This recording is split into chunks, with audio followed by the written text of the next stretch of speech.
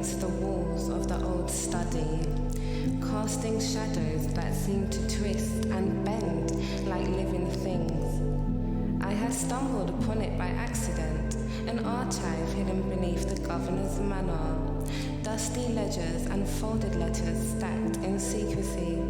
Most would have ignored these papers, thinking them the detritus of bureaucracy, but I felt their pulse, the faint echo of lives daring to resist the chains of empire.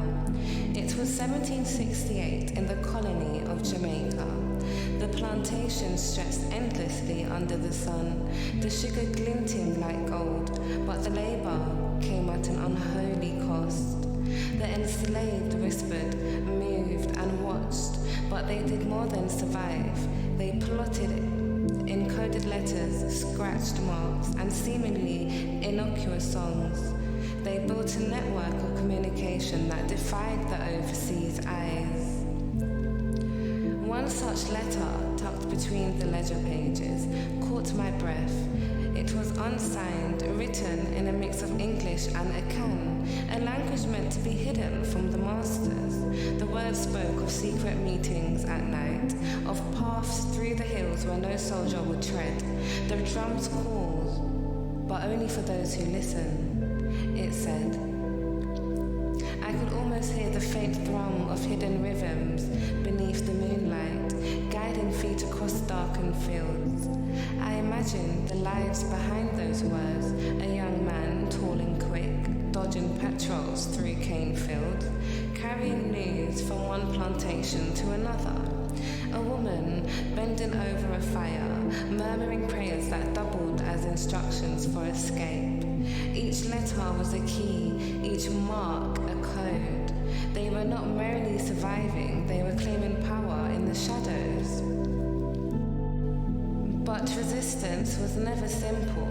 Betrayal lurked in every corner, in the eyes of neighbors who feared reprisal, in the greed of those who sought favor with the masters. A misstep could mean death, or worse, torture, designed to strip the spirit before the flesh. And yet, the network persisted, women through ritual, song, and memory. They hid messages in bread shapes, carved symbols into the trees, and danced movements that, to the untrained eye, were celebration, but to the initiated, they spoke volumes.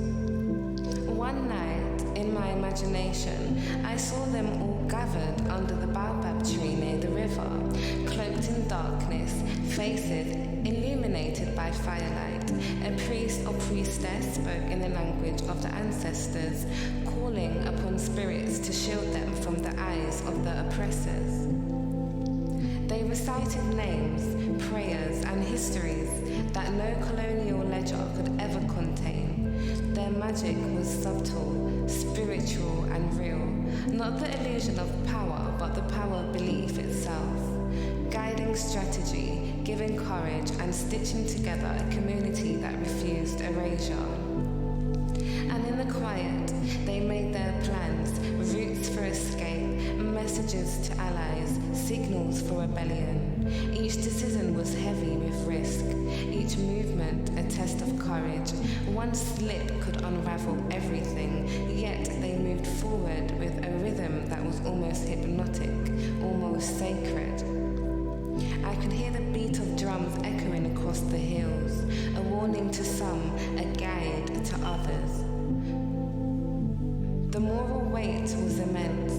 To resist meant to risk life and limb, to confront the cruelty of men who saw no humanity in them. To comply meant survival, but at what cost to the soul?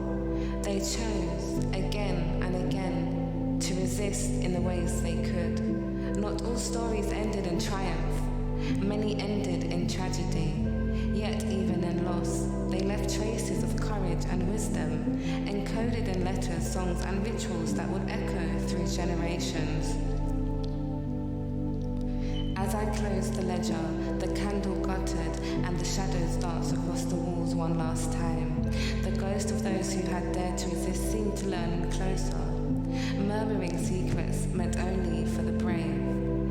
They were gone from the world of flesh, but their whispers remained, guiding, inspiring, reminding us that even under the heaviest oppression, the spirit of resistance can never be silenced. I left the manor that night with a sense of awe and a shiver of reverence. Somewhere in the hills, hidden pathways still carried the memory of courage. Somewhere, songs still lingered in the wind, and somewhere, those who had resisted waited in the echoes, reminding me that the past is never truly lost.